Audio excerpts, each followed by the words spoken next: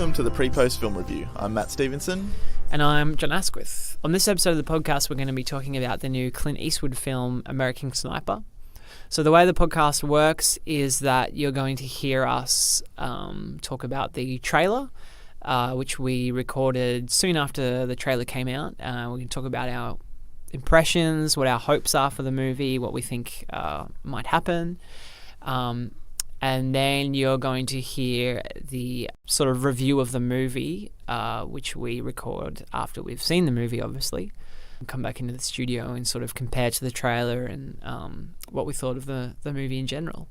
So, without any further ado, let's go into the trailer for American Sniper. Sounds good.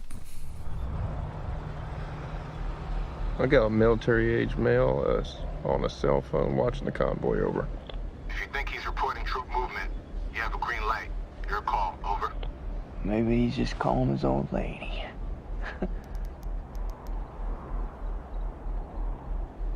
He stepped off.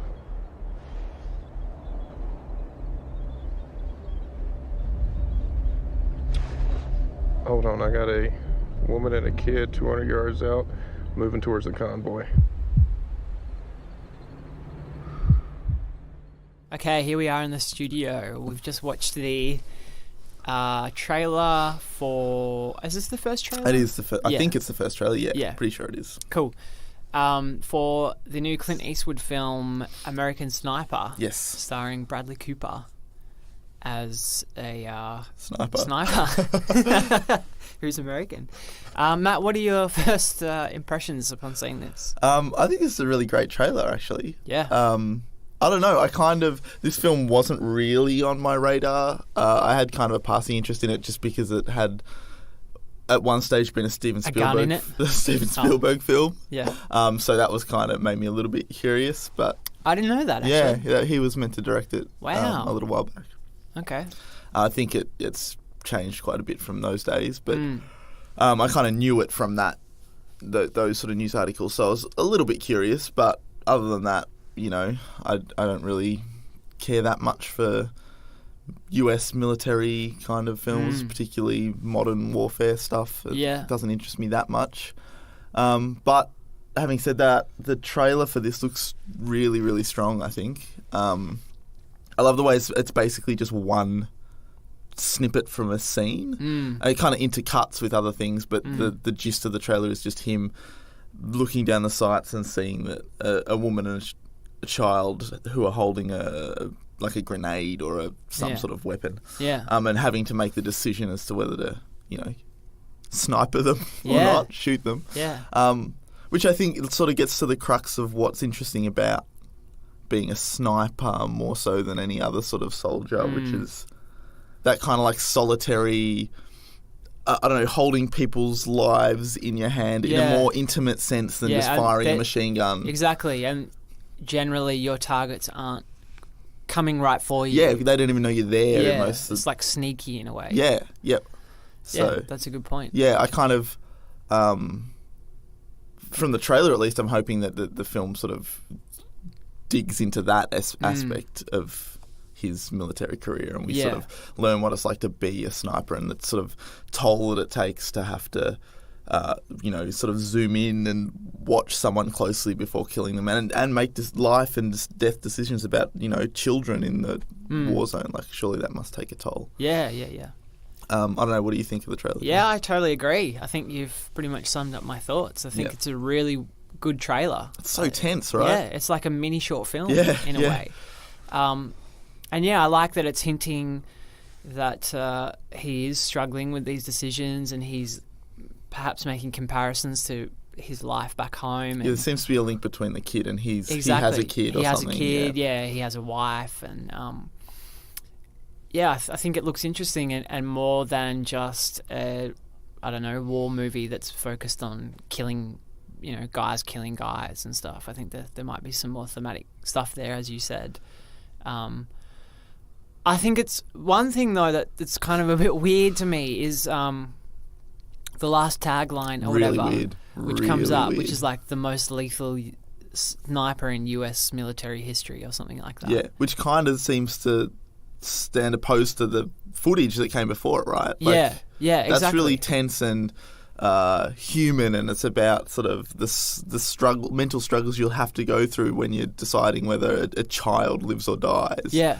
And then that tagline seems to be like, he killed hundreds of people. Good on him. Good on him. Yeah, it seems like this weird, like, positive, it's almost weird. praise of this guy. I don't know if it's their way of saying, "Oh, this is based on a true story." Like, it's a roundabout way of saying that. But it just feels odd. It doesn't go with the rest of the trailer at all. So I don't know how much whether that's a marketing thing, how much that's going to play that's a into really the good movie. point, actually. But yeah, just something about it feels a bit weird.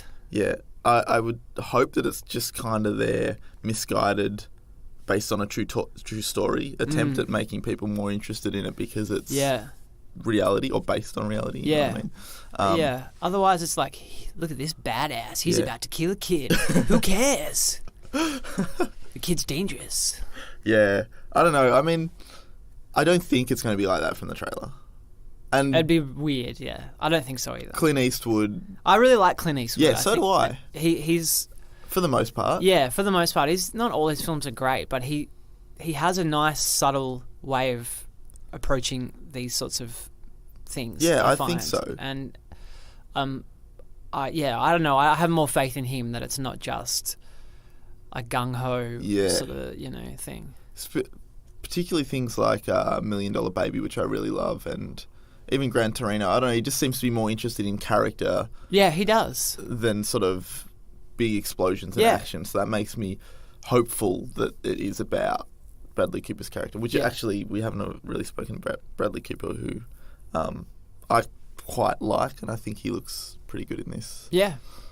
I think he's pretty good. Yeah. I think he, just judging from the trailer, his performance looks pretty solid. I mean, I guess you don't get to see much, but I don't know. I think it seems like there would be a rich vein of emotion to tap into in a story like this. Yeah, and it seems, I mean, this is total guess, but it seems like it's not a one-man show, but very, very heavily focused on him. Yeah, I would agree. So. And if I had to make predictions, I think we'd be getting sort of like lots of extended, slow, almost single-person mini scenes of him sitting in sniper nests, having to make tough decisions, and sort of thinking through it and juxtaposing that with his family life back home or whatever. Yep, I think you're right.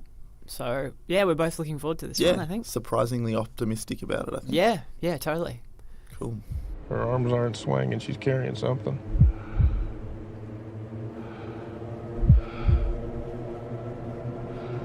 Yeah, she's got a grenade. She's got an RKG Russian grenade. She's saying to the kid.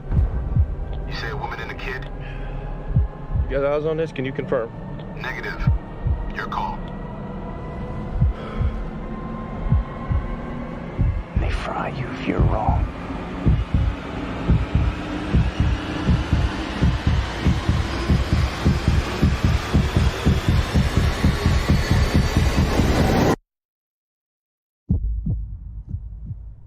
All right, so we've both just seen the new Clint Eastwood film, American Sniper. Mm-hmm. How did you feel about this one, John? I'm still deciding a little bit, Matt. Yeah. I think, firstly, I just saw it last night before we were recording this. It's fresh for you. I've had it like a week or so to digest. That's right. Yeah, exactly. I think, like, just as a basic film, it works quite well, like telling a story and providing kind of suspense and quote-unquote action. Yep. And there's some good character drama in there. I think it kind of works on all those levels. So I think it's actually a really solid movie. Mm-hmm. But I'm still, like, wrapping my head around the stuff that we kind of picked up from the trailer, which is, like, where it says the most lethal... sniper in US it kind of history. makes a bit more sense now, doesn't it? Why they put that in there? Yeah, exactly. Like, how much of the movie is gung-ho I know supportive of him, and how much is it delving into...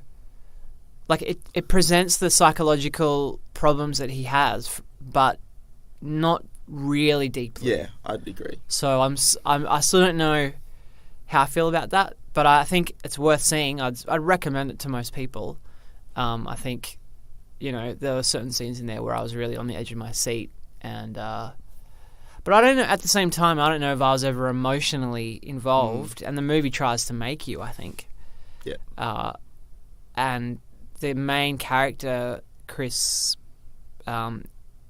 is not particularly likable. I mean, I softened to him a bit as the movie went on, but he's quite a alpha male, a macho guy that doesn't take shit from anyone, and kind of like, I don't know, doesn't treat his family that well for most of the movie, and I don't know. You can, I guess you can see I'm still like just going through the process. Yeah, fair enough. What did you think overall?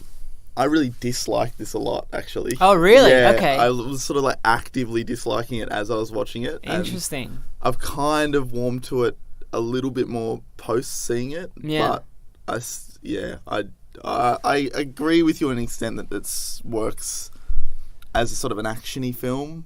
Yeah. But I don't think it didn't work for me on many other levels. And I was even kind of disappointed with the action-y stuff in there, or some of it. Like, none of that really did much for me. I think I was almost disappointed from the very beginning when it opened with that scene from the trailer. Yeah, I agree. And they like rescored it or something. Yeah, it wasn't and it just as tense. Sucks the tension out of it. I agree. It was completely different. And I don't know, I was instantly disappointed when that happened, and I kind of just went like down from there. I don't know, I do give it props for the like post-traumatic stress stuff, which you sort of brought up. Yeah, I like there's some that. interesting stuff in there, but then I don't think it goes anywhere with it. And it's such an easy out at the end. Yeah, that's right. Yeah, it sort of doesn't develop into anything. Yeah, I thought it was leading towards something a little more intense. Yeah, or not knowing anything about the true story. Yeah, but yeah, it kind of just he goes and helps some people, and then he's all right. Yeah, right. Like it's really quick. It's so strange. Like I think for me at least, the most powerful moments were some of the moments when he was back home and he couldn't sort of shake the war. Like that was still sort of all-consuming and all he would think about. Yeah.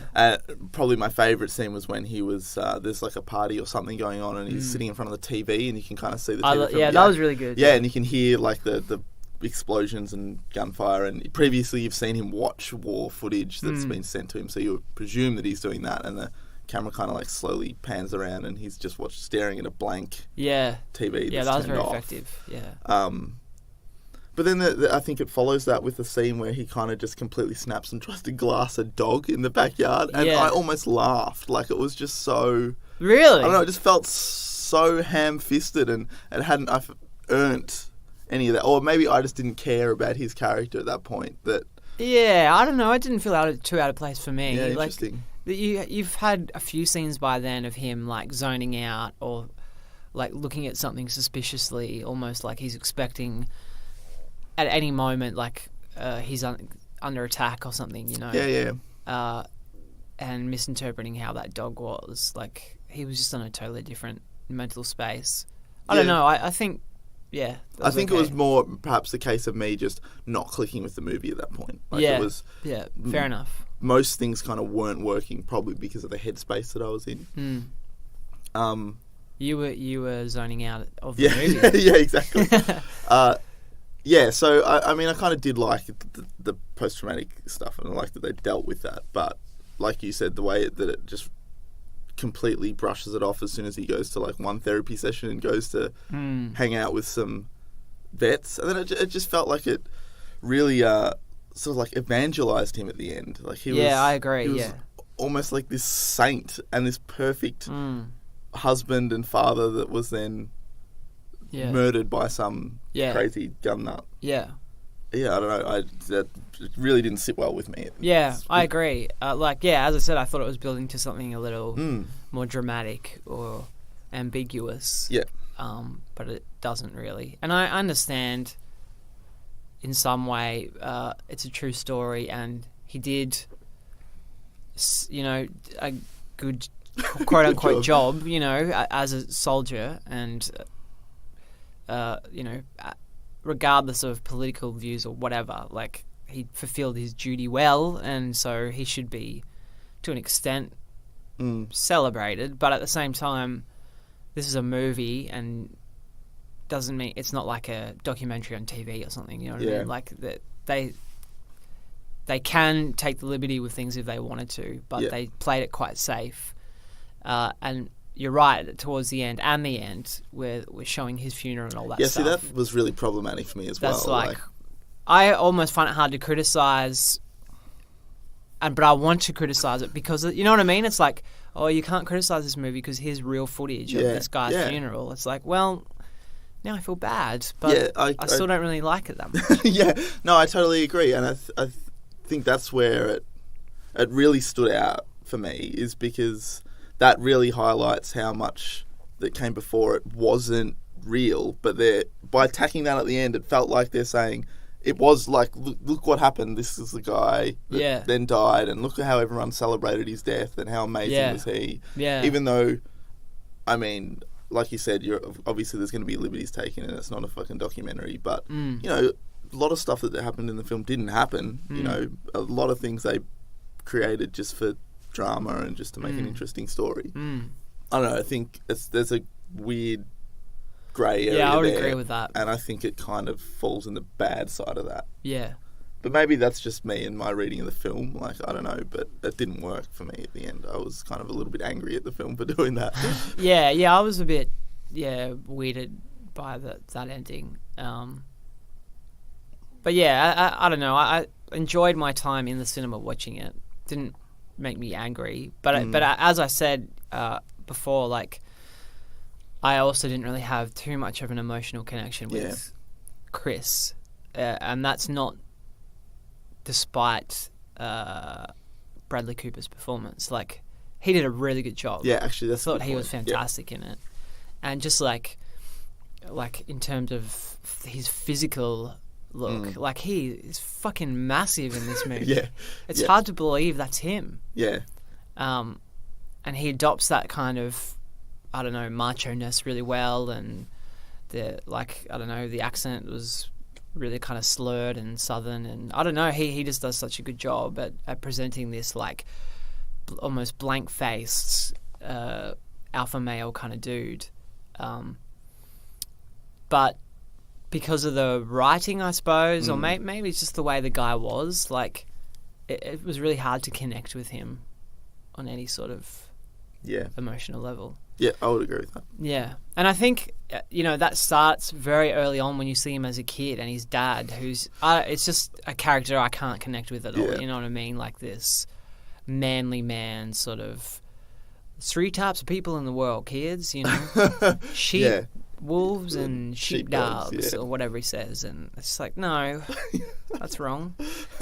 And he seems to be, that's the thing. Like, if the ending wasn't the way it was, you could read into that. Like, he's almost following his dad, and like whether that is that right or not. But by the end of the movie, it's like, he is right. Yeah, see, I think that's perfect, because that's kind of some of the stuff that I've been reading post seeing the film, and these interpretations of it being almost like this year's Wolf of Wall Street, in terms of presenting this ambiguous character that then doesn't pick a side and just presents a man to you, then you decide, and it's trusting you to know that it's not good. Like, but I disagree. Like, I don't think this film does that. Like, it's there, the undercurrent of that's there, but on top of that, it's piled on these layers of like definite, like, he is a fucking hero. Like, what he did was good. He was put in all these situations. He saved lives. He should be celebrated. Like,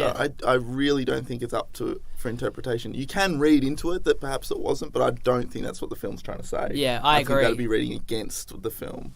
Yep, totally. And in fact, when I was watching it, for the first even 2/3, I was reminded of Wolf of Wall Street. And I was like, oh, this is just, presenting the facts, as you said, and, like, leaving it up to you to kind of decide. But it's obvious that there's stuff that's not right here.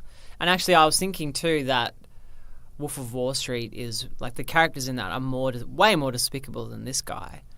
But the thing with Wolf of Wall Street is it never comes down either way in the film. Like, It sort of does. It actually comes down slightly negative towards the end, but yeah, that's true. I'll give you that. Yeah, I don't know. I'm just basically repeating the point. It's really interesting because going back to that first scene, you see the dad talking to his sons about this kind of shitty way of looking at life, and the wife is like goes to say something, and he kind of shuts the wife down. Yeah. And so I was thinking that it was building up this sort of not repeating cycle, but like he's a product of his dad. Yeah. Yep. And then later you see him take his son out for his first shoot. Oh, yeah. And I thought maybe the son wasn't going to fire the gun or something. Or like you never see what happens. Yeah. But I thought there might be some kind of like repeating motif or something. But it kind of doesn't go anywhere in the end. Yeah, I think that's like another example of it not...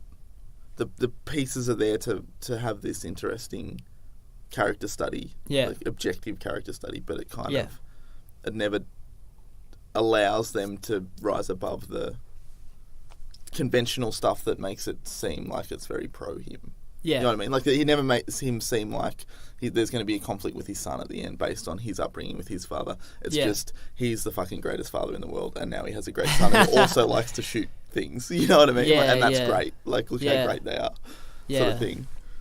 Yeah, you're right.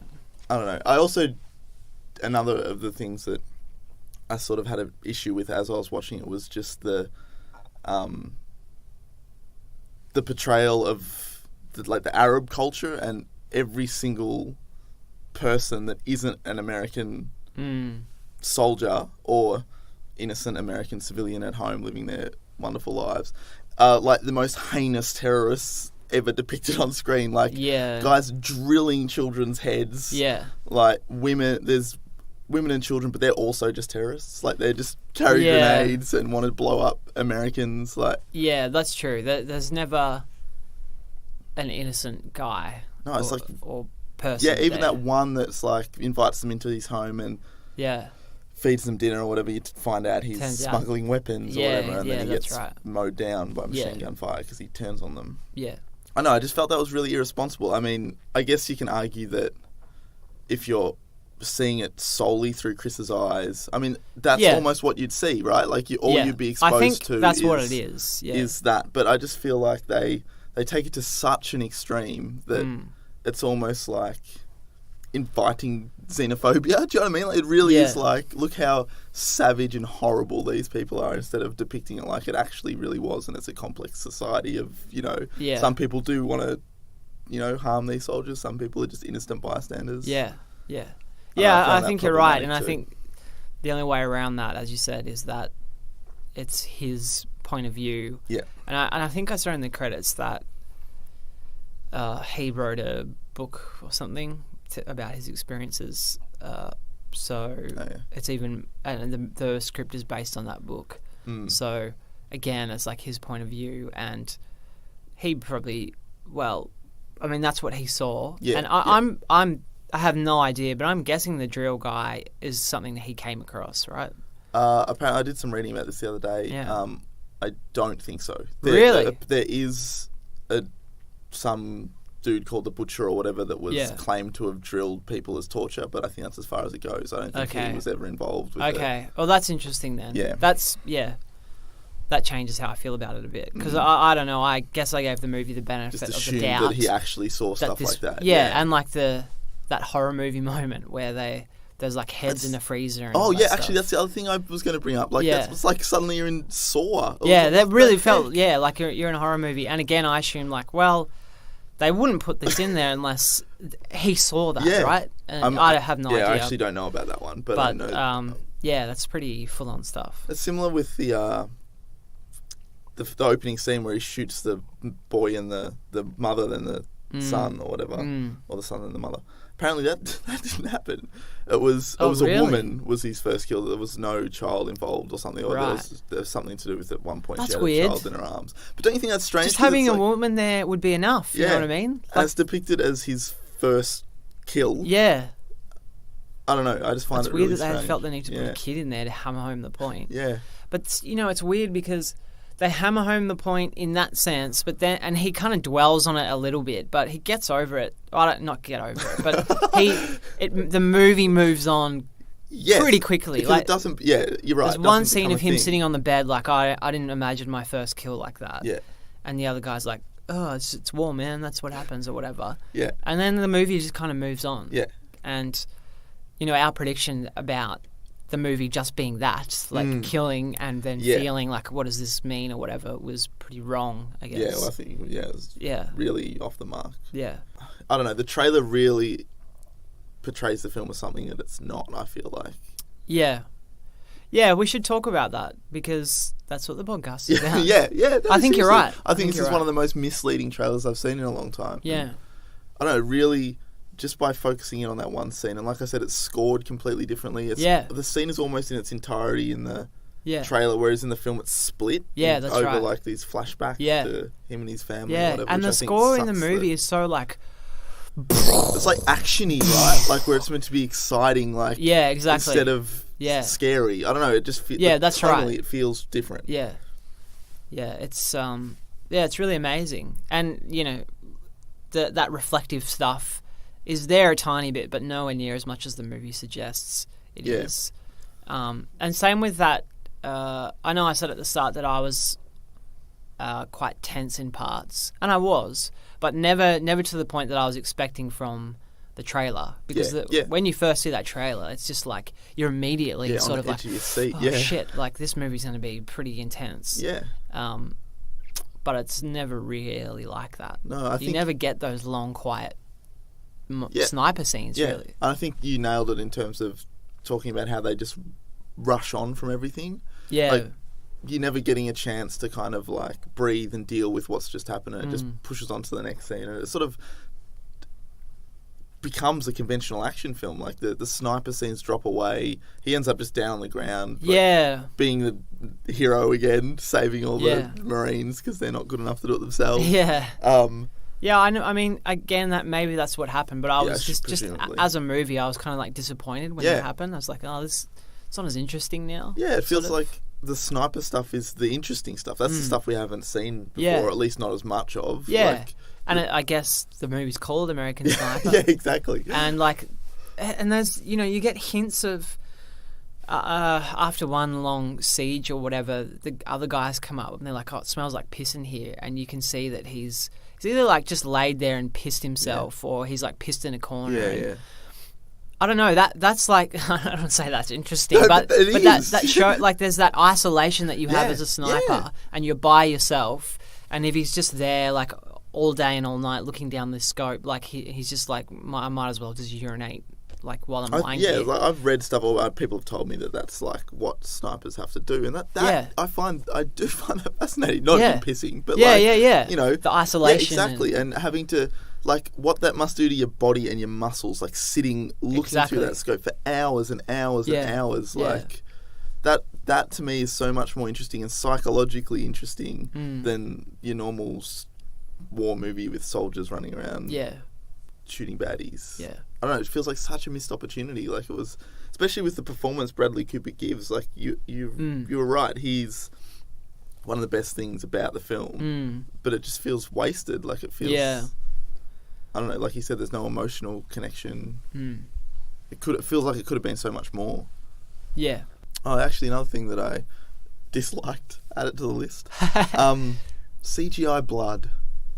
Yeah, I noticed that too. That's weird.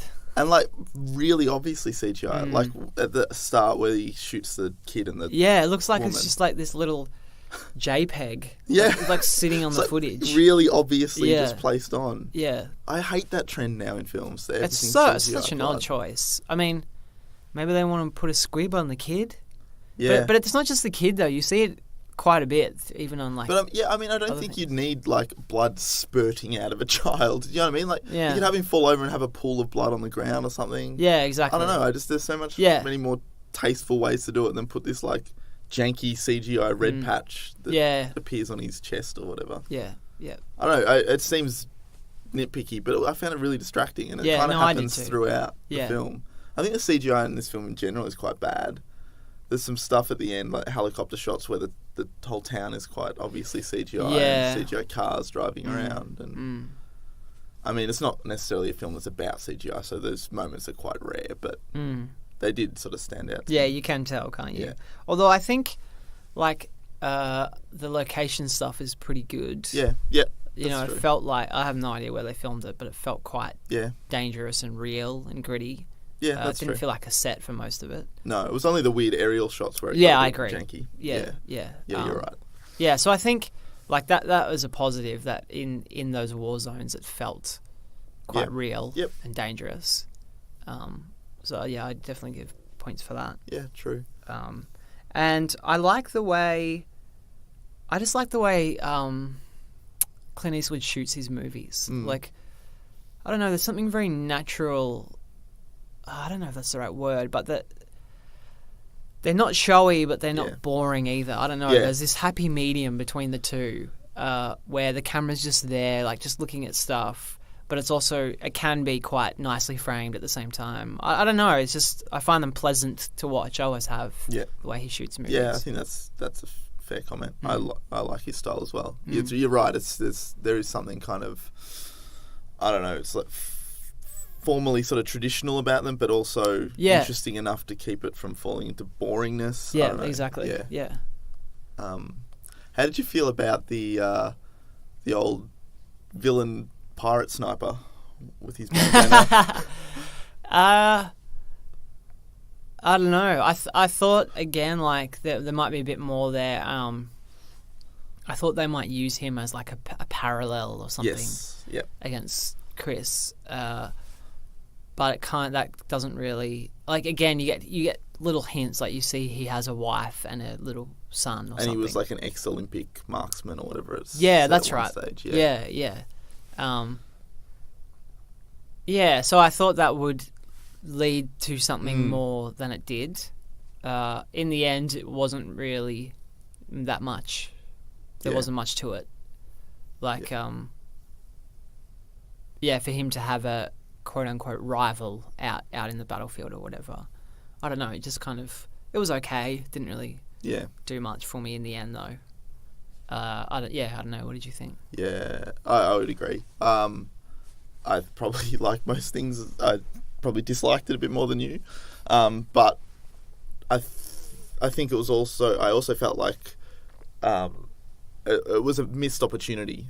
Like what you said, it could have been interesting. I mean, this breaks the concept of having everything be through Chris's point of view, but the one way you can handle it is going to Matt rewrites the film territory. But, you know, like what you said, have him as a parallel, and then that would actually balance the whole cultural skew of it. So you can watch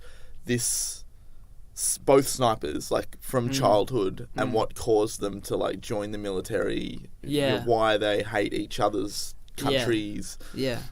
No, so, you know, presumably you're not rooting for them or not rooting for either of them, but you understand both motivations for both sides, and it actually does become this showdown between these two lone snipers that have, like, their paths have, you know, intersected like that.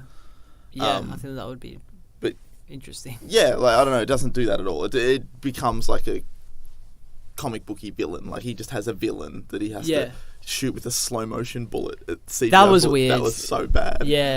I didn't there like was that. Audible laughs in the cinema that I was in. Oh, really? Yeah. It was so out of place because the movie had never done that before. Oh, it was terrible. And I know they wanted to... You know, it felt like that whole thing felt like a very last minute decision to me, because the slow motion in that shot isn't slow motion either. It's just like slowed down the footage, so it's like framey. And it just felt weird. Like, the rest of the movie wasn't like that at all. So, that was a bit strange. Yeah. Actually, I was thinking after I saw the film, another interesting way to do this, Matt rewrites the film, is to make the rival sniper almost non-existent. Like, don't show him. Yeah, like, keep it through Chris's point of view, because he's always so far away. Chris can never see him. And then it becomes this weird thing where, is he just going fucking nuts? Like, is he like, there's this guy killing our men, I got to kill him, and everyone's like, you know, because there's lines where the guy's like, I don't care who you call him, just kill him. Like, you know what I mean? Yeah. And yeah. it could have been like his post-traumatic stress sort of playing on his mind and he's getting obsessed with this. You never know whether it's a real... Because even at the end when he looks down that scope, it's kind of just a black blob. Yeah, 2,000 yards away or whatever it was. Yeah. It could have been anything. Yeah, But he in doesn't his really mind, know. it's this Yeah. villain. Yeah, that's right. I Yeah, think man, could have been that an sounds really interesting good. way to- Yeah, I wish they had done that. See, Clint should be taking notes from me before he makes this film. The very end is a bit, you know, where she like looks at him before he goes off one last time. That felt a bit weird too. That whole scene is fucking strange as shit, man. Yeah. Like, he's got like a fucking loaded gun. Like, yeah. you know, like yeah. this revolver. Actually, yeah, I was The like, fuck? oh, does he go nuts at the end and Yeah. shoot his wife or something? It was like unsettling. And Yeah, it was, because you've seen him be this like killing machine yeah. and struggle with it. Why is he walking around with a gun? And then I thought, oh, does he get a job as like a cop or something? And this is his way of like telling her, yeah. because he's like, hey, little lady, freeze or whatever. Yeah. But it's just him fucking around. Yeah. And it's like I've Weird. read some stuff about where people praise that and say like, you know, it's such a fascinating way of ending the film because it's like this 'Cause then he gets ambiguity shot. or whatever. And, Yeah. But I don't know. To me, it wasn't unsettling because it was ambiguous. To me, it was unsettling because it seemed like it was like so pro. Like it's like, look how like he's back. You know, he's a great husband it did now. seem he's a like great that. Yeah. father again. Yeah. But then the way it handled that was like really unsettling. It's like, what the fuck, man? Yeah. This isn't what a good husband is. Yeah, exactly. You don't wave But a gun around It's like at Clint home. Eastwood didn't realise that. yeah, And now, exactly. like, maybe people are reading into it and he might Yeah. be like, oh, yeah, I meant that. But really, when he's home, he just walks around with a fucking gun. Good morning, honey. Ah.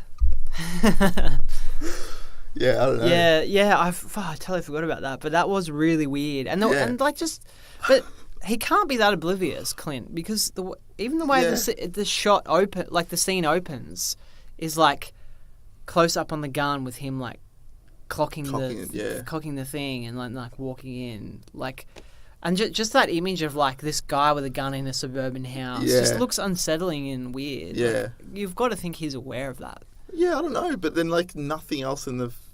I mean, I suppose you could argue again that it's all like the whole thing's from Chris's point of view. So perhaps like in his mind, everyone loves it when he walks around with a loaded cocked gun. Yeah. I don't know, but then that doesn't fit with other scenes and how That's like, the you know thing. what I mean? Like Yeah, there's that's the not a thing. consistency to that reading. Yeah, like, and it's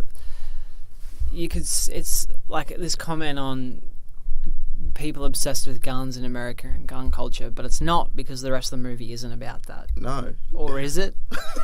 You know, like, because his dad takes him shooting and then he doesn't end up getting shot in war. Well, he does, but he doesn't die from that. He ends up getting shot in his own country, like, from a gun. What does that mean? But, again, the movie doesn't... That's not really there. Yeah, I don't know exactly. All I can kind of say is like my gut when watching it, I didn't feel like that's what it was. Yeah, I doing. agree. Yeah. I can't like point to specific things. Yeah. I mean, maybe if I watched it 5 more times and did a close analysis, maybe I'm wrong and maybe I missed a bunch of stuff. But on first viewing, like, Yeah. my feeling is that's not what it was trying to No. do. Yeah.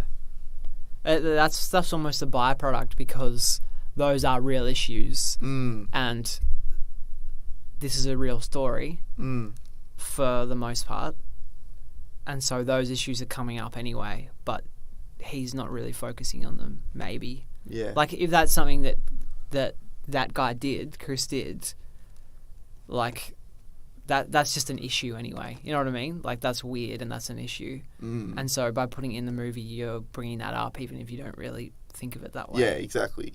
It's like, yeah, you're right. Like, if this was an entire fictional story, then it's like clearly there was an intent by putting that in there. That's right, yeah.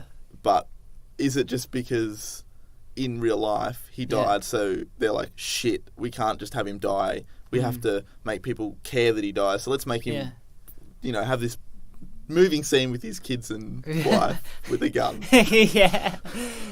And it was just like a misjudgment. Like, they thought it would be like this funny, jokey scene. Yeah, but when yeah. it actually played out, it was Yeah, we've seen so much disturbing. violence already. Yeah. Like, it's strange. Mm.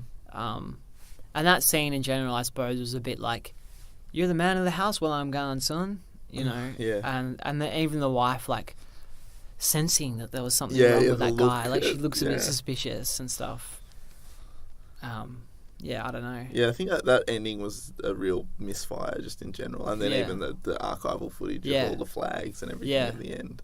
It was. I think they became a bit too, like, yeah. I don't know. It's obviously very hard, but they became too attached, emotionally, perhaps, to the real life. And who knows whether they had been talking to the wife, and felt like they needed to pay their respects at the end or something. I don't know, but just taking a step back, looking at it more coldly and logically as a film, it doesn't work at the end. Yeah. Which I feel strange. bad saying because, you know, it's real people, but Yeah. it's still a movie that's out there in the cinemas. Exactly. Like, Yeah, no, it's a real shame. Like, I wish it was. I wish I felt that it was more like The Wolf of Wall Street. Like, if that was if it was that sort of objective look at this life, Yeah. and even if it did sort of that sort of stuff at the end and ended with, I think that those American flag endings could have been like a really great ending where it was really ambiguous and you could read it one way, like Yeah, exactly. he was a hero, or as it's like ironic as fuck that like you know they're all praising these this- people, yeah, because I was thinking that myself, but as you say, that's because we're I don't thinking feel about like it the in that way. Film but invites you to think no, that. yeah, that's right. I think smart people can read it a certain way. Yeah, exactly. And hopefully, most people do. Yeah, But yeah. I don't think the film is asking you to. Yeah. They seem to be setting up something with the younger brother, that the younger brother was like weak. He was a sheep, not a sheepdog. Or a wolf. Yeah, or a wolf. But that didn't really go anywhere either. Like, Yeah, that's actually a really good point. I'd forgotten about that. he sees his brother leaving the war, And he's like messed up. Like, and his brother's really messed up. traumatised, Yeah. But that's it. You never hear about that again. It would be, there's a contrast there between them that would have been interesting. And I guess happened in real life. The brother got messed up as well, that they never really explore. Yeah, that's a good point. That's another like good parallel they could have drawn on. Yeah. Like there is something to be said about Chris and his personality type and the kind of guy he is that allows him to do these things in combat and get behind a sniper sight where you have to like intimately look at people before you kill them. Yeah, that's right. Like, I don't know, there's such fascinating psychological territory to delve into there. Yeah, totally. And even that stuff that the dad says about the sheepdog and wolf, and like, Chris becomes a bit unhinged and aggressive. There's also room there. I was thinking when I was watching that if you're gonna deal with those ways of defining people, he slips over from sheepdog into wolf. Yeah. And then has to like deal with that. Yeah.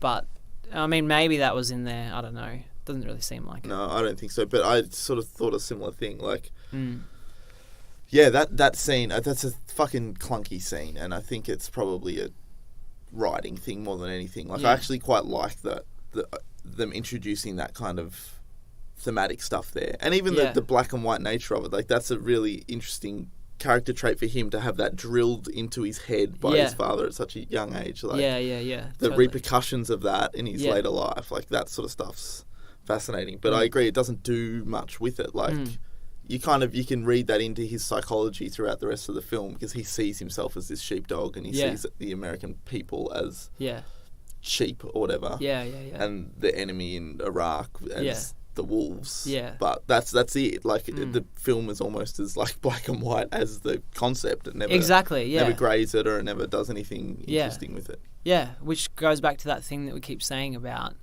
it brings up this stuff almost unintentionally in a way. Yeah. And then just plays it totally straight and doesn't delve into...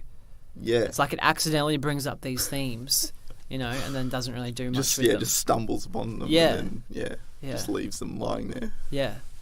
It's weird. Yeah, that would have been interesting territory as well, just to have him, like you said, psychologically deal with him feeling like he's slipped into wolf territory, like he's had to start killing like women and children, and like what the fuck, you know, this is not what I signed up for. Like this is not a sheepdog. This is I'm destroying families, and but he's now like he's just heartless. You know, he loves what he did. He sees it as protecting his country and protecting his fellow soldier, and proud of every kill that he has. Yeah, strange film. I don't know, but I think it's a fascinating film. It's an interesting film to talk about, and totally, as much as I sort of had an unpleasant experience watching it, I love the conversation that's bubbled up in the wake of this film. I just hope it doesn't win too many Academy Awards.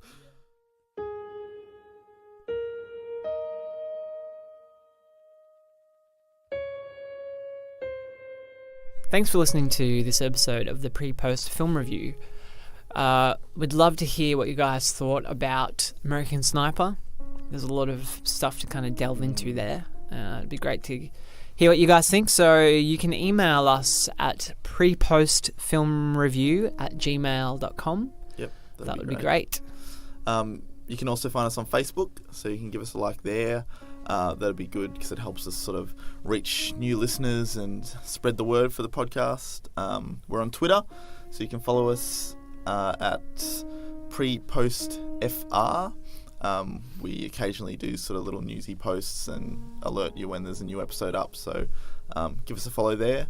The most important thing, as usual, is iTunes. So if you're not already subscribed, click the subscribe button. Yeah, come on, just do it. That would be super helpful. And if you do like the show, feel free to leave us a little review and tell us what you think. It doesn't take long. No.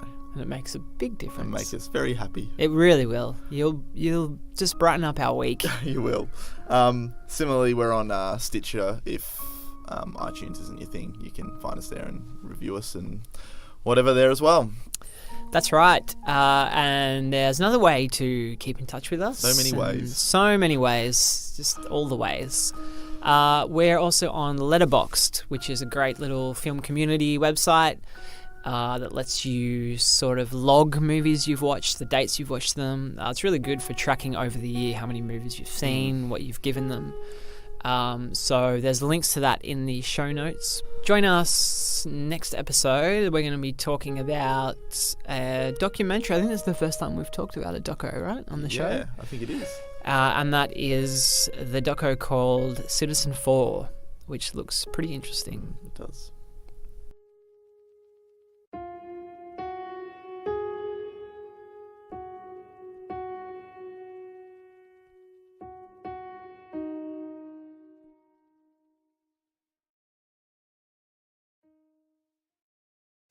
Yeah, you're right though. Like, it is interesting that the film is, or at least seems to be, so one-sided. Especially when, like, Unforgiven, but he's also the man that made Flags of Our Fathers and Letters from Iwo Jima, which are literally two films about opposite sides of the conflict. Yeah. Like, you can't get any more balanced than that. Yeah. Of course, yeah. That's a great example. Like, yeah, it seems so out of character for him to drop the ball like this. Yeah. Maybe it is a misreading from me completely. Maybe I need to rewatch the film. Maybe next year Iraqi Sniper is coming out. I don't know what his next movie is. I would love that.